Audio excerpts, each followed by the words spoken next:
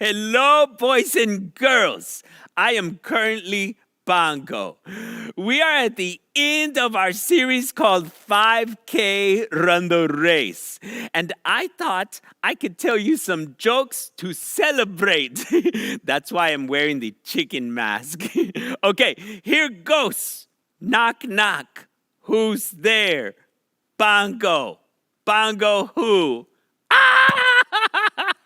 That is so funny, right? Okay, here's another one. What do you call something that is half hippo, half giraffe? I am cracking myself up. Okay, listen to this one. To get to the other side. That is so funny. Hey, Bongo. Yes, random voice? That's not even funny. You gotta finish the whole joke. What? That would take too long. Well, we've been learning about commitment all this month. Come on, man. You speak the truth, random voice. I will show commitment, kids. Last joke. What did the daddy volcano say to the baby volcano? I lava you. That's the best joke I have. Maybe you should just stay away from the jokes, Bongo. Maybe you should stay away from Bongo, random voice. Okay, bye, kids. Hey, what's up, boys and girls? I'm so glad that you're here to be a part of ffcKIDs online service. Now listen, for the past few weeks, we've been training for a race. And this race we're running isn't any ordinary trophy race. It's for a prize that will last forever, a heavenly prize. Now, you may not be able to see the finish line right now, but we choose to live with commitment until we win. We've been talking about commitment all month long. It's making a plan and sticking to it. Now, in case you missed a few lessons, let me catch you up. We've been learning to hear from God, to pray to God, and to talk about God with others. Now, today we're going to learn to live for God. This is the part of the race where we have to push past any thoughts of quitting, and we've got to run to win.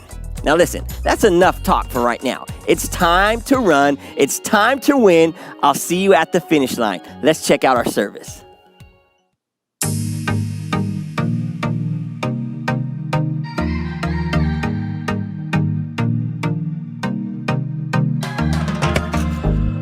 Your plans for me are good. You hold my future.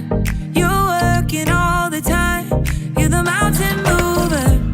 From sunrise to sunset, till the sun comes back up again, you're by my side. You started a good work in me. I know that you will complete it. You will see it through, yeah. I know that you're still working on me, and everything that you say you'll do, 'cause I believe that you are faithful, oh, you are faithful, oh, you are faithful.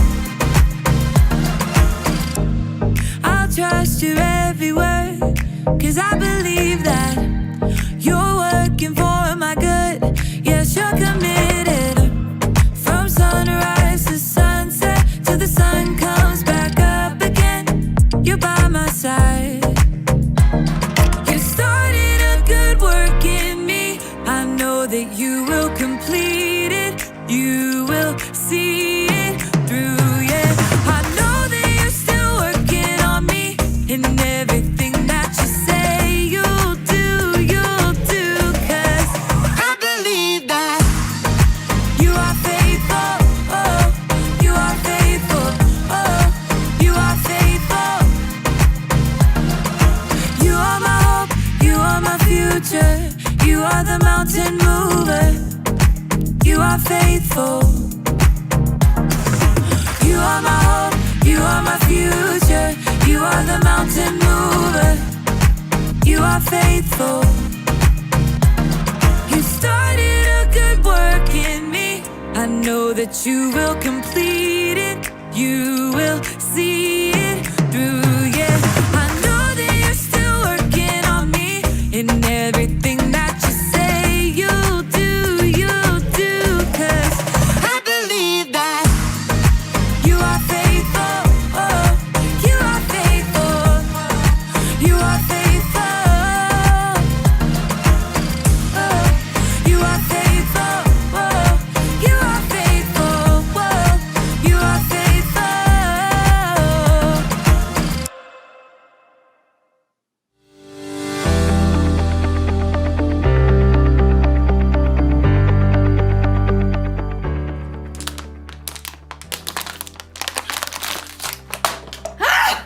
Hey everyone! I'm Erica, and I just ran a 5K race this afternoon! I didn't win, but I also didn't give up. I made it all the way to the finish line, so it's time to celebrate! Yeah! Oh man, I have been training all month for this race, so it has taken a lot of commitment. Commitment is making a plan and putting it into practice. I made a plan, and I practiced a lot. All that running.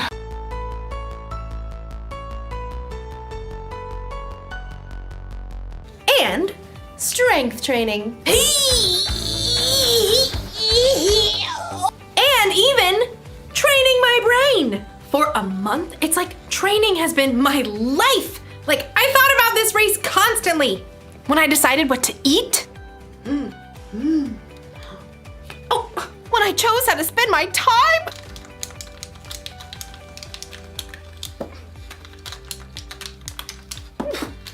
From morning until night, I kept my mind on the race. That's what you gotta do when you truly commit to something. Like, you've gotta live like it's important to you. Today's story is about a woman who lived her whole life that way. I'll see you when you get back. I've gotta get this party started!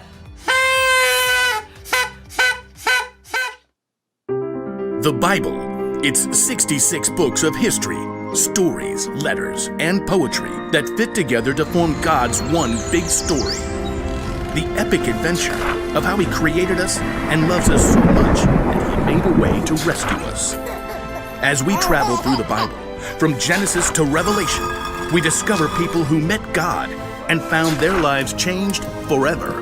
Now, for an amazing story, inspired by the book of Mark, chapter 12, verses 41 through 44. When Jesus rode into Jerusalem on a donkey the week before Passover, the crowds were excited.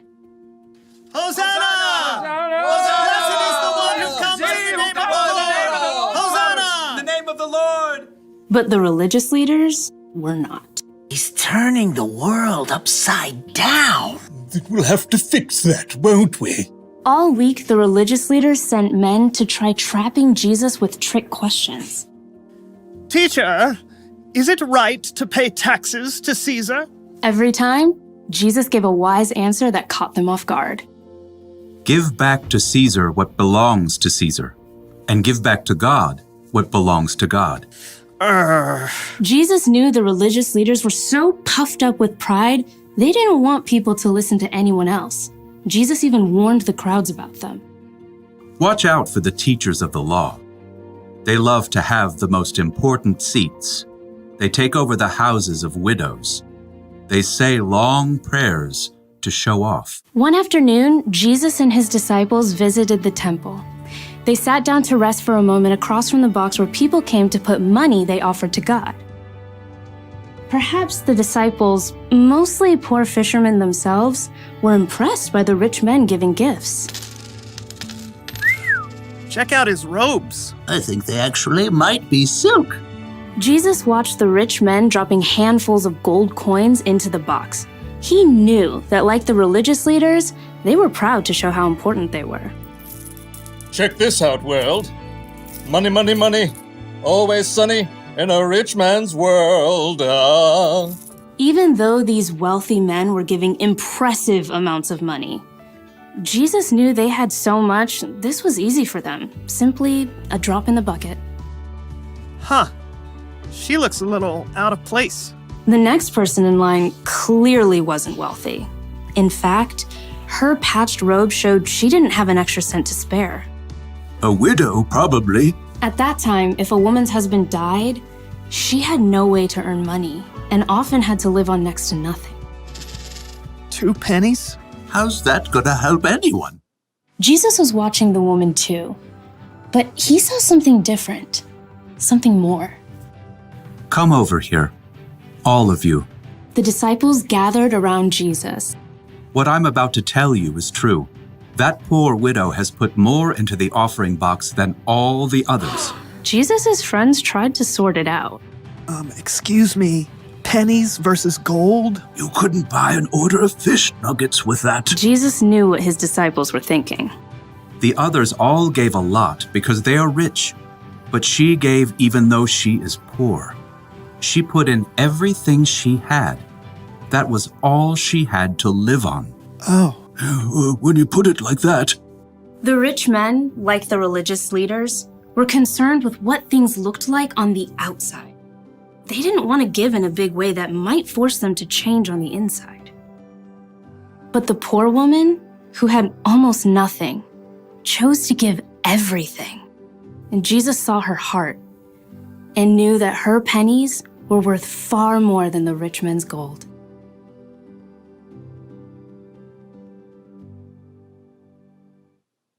Nobody else thought a poor woman giving 2 small coins was a big deal. But Jesus saw the truth. Other people gave because they were rich. This woman gave everything she had because she was putting her trust in God. She was living for Him. And that's something to celebrate. Yeah!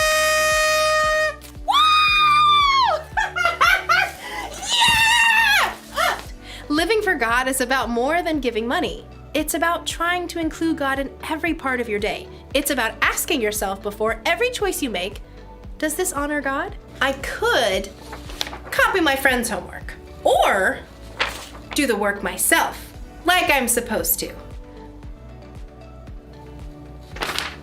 I'm gonna do the work. Or ask yourself, does what I'm about to do show love to others? My friend didn't get me anything for my birthday. Should I get even by giving her nothing? Or should I forgive her? Well, I did already wrap it. She's gonna love it. If you ask yourself those questions, it'll help keep your mind on God. It'll help you think about how Jesus lived and loved others. This probably won't become a habit overnight.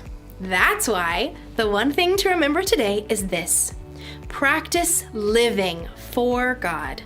The more you practice asking yourself, does this honor God? And does this show love to others? The more natural it becomes. It feels good to commit to something and stick to it.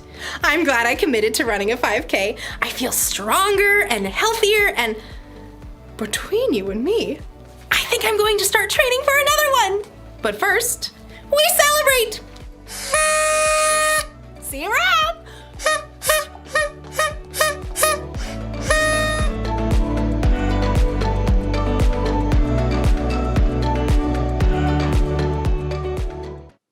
Congratulations, you have finished this part of your training.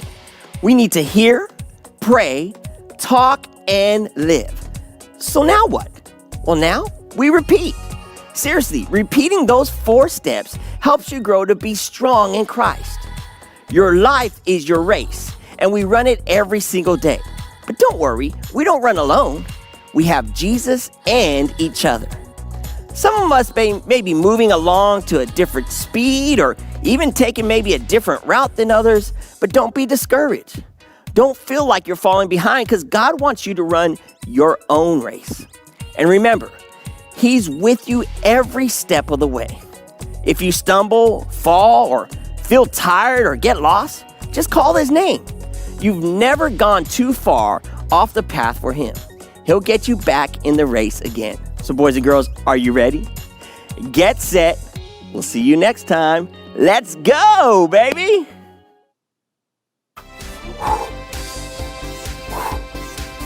Out with the bad air, in with the good.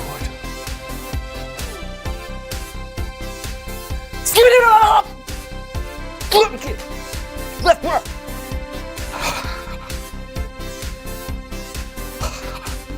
Come on, kick.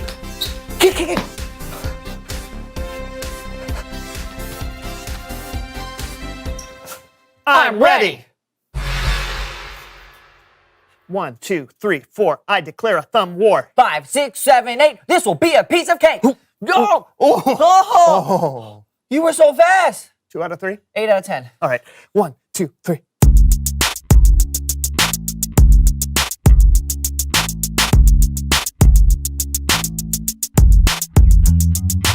Hey everybody, I'm Brandon. And I'm Lawson. And welcome to the So-and-So Show. And I personally am very excited to be here today because I have something special up my sleeve. Oh, really? You got a surprise for us? No, I have something special up my sleeve. Oh, you meant that literally. I mean, usually when people use that expression, it's because they have a surprise or they have something unexpected to share. Oh, I have that too. Oh, really? What is it? Please welcome someone who knows stuff. Ooh.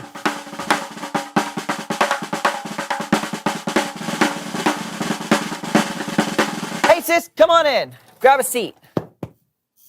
All right, you're Lawson's sister? Yeah. Oh, nice to meet you. Good to meet you too. Yeah. Brandon? Oh, yeah, you know me. Yes, Brandon is my name. Lawson, talk about me? Yep. Who does he think's funnier, me or John? You know what? I have a better question for you. Why don't you tell us who you are and what you know? Ooh. Well, I'm Ivy Catherine, and I know a lot about music. Oh, that's cool. Do you play an instrument or something? Yeah, I play several, but the most fun is playing in our family band. Family. You have a family band? I've told you this before, Brandon. No, you have not. I would have remembered that. Flashback! What are we going to do on the show this week? I feel like we've done everything. Oh, we can bring on my sister and brothers. We have a really cool family band. There's just nothing new out there. And that's happened 3 other times. I'd flash back to those 2, but it's literally the same interaction. No way. I'm sorry, Lawson. A family band sounds really cool. Thanks. Yeah, what kind of music do you play? So we do mashups and covers of songs, but we have our own unique style of how we do it. Yeah, there are 7 of us, but we all play the same piano. But it's not just the keys. We open up the top and we play the strings and the sides of the piano as well. What? 7 people on one piano? Most of the time, yeah. Sometimes we'll add in a few other things like a tambourine or a bongo drum, but that's it. Wait, okay, does it hurt the piano to like bang on it like that? No, not at all. It's actually a very robust instrument. Huh. Everyone wonders that, though. Yeah, that must be a lot of hard work getting the parts down just right. It is. 2 of our brothers do the arrangement, and then from there we divide up the parts, learn the music, figure out choreography, and then it's hours and hours and hours of practice. Yeah, we practice until we fall over. Seriously? No, not till we actually fall. You know, we just practice a lot. Because if one person gets off beat, it can throw off the whole piece. Oh, well, that makes sense. So how long does it take for you to learn one piece? About a month from start to finish. Yeah, it takes a lot of commitment, even just for one piece, but I think it's totally worth it. Do you want to see a sample? Absolutely. Cue the video.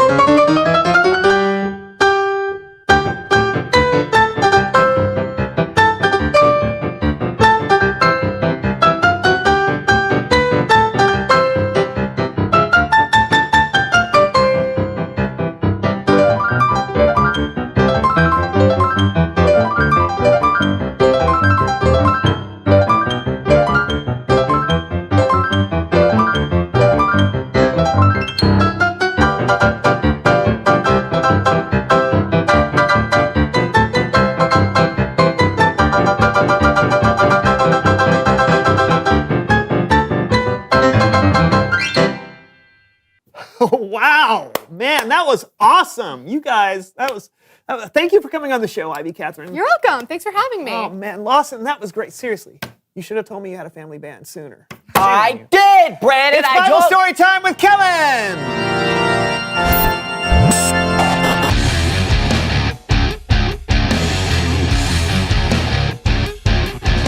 Hey, guys.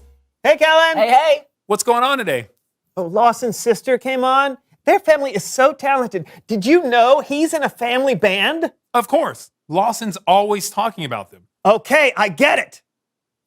What's going on with you, Kellen? Well, today's story begins with Jesus and his disciples hanging out where people gave their offerings at the temple. You guys up for helping me out? Sure thing. You got it. Great. Because it's time for human head puppet theater.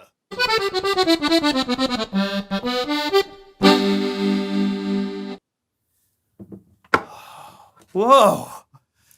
There sure is a big crowd of people to give money at the temple today, right, Jesus?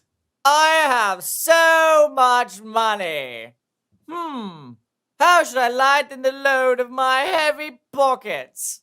I guess I'll give some to the temple, to God, because I'm so generous. Hee hee hee hee hee. Money. Jesus watched the crowds come and put their money into the offering boxes, a lot like how today we put money into the offering at church. There were a lot of rich people who came and gave large amounts. Oh, don't mind me. Just giving a lot of money today.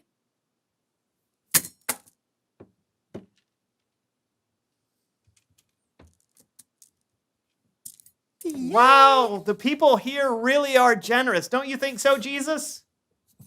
How much should I give to God today?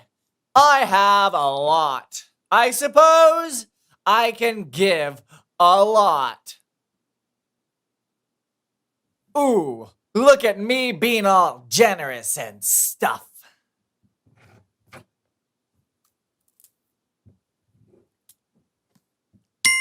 A little later, a poor widow came into the temple. She put in 2 very small copper coins. They were only worth a few pennies. What? That lady caught your attention? Jesus said, that poor widow has put more into the offering box than all the others. What? No, Jesus, didn't you see what all the others gave? I mean, they gave way more. Way more. The others gave a lot because they are rich, but she gave even though she is poor. She put in everything she had. That was all she had to live on. That is generous. Jesus knew that by giving all she had, the poor widow was trusting God with her entire life. The end. Bravo! That's amazing. Isn't it? The poor widow had so much faith. She showed us what it could look like to live completely for God. I wish I had that much faith. You can. But like everything else, living for God takes practice. It takes commitment. Like with your family band. Totally. Thanks for the story, Kellen. Anytime. I'll see you guys later. I really do want to learn how to live for God. Well, then let's learn together. Reveal the question. How can you live for God? Yeah, that's a big question. Where do you even start? It's like Kellen said, it takes practice. You can practice by hearing what God says to us in the Bible or through other people. Yeah, you can live for God when you pray and when you talk to other people about Him. Yeah, it's about honoring God and treating others the way you want to be treated. What are some of your answers? How can you live for God? You guys talk it out, and we'll see you next time. I'm Brandon. And I'm Lawson, and this was the So-and-So Show! So-and-so show. Is that the So-and-Show? Yes, I think it is. Wow, the So-and-So Show is my favorite kids show ever. 5, 6, 7, 8, off. Coming to a streaming service near you.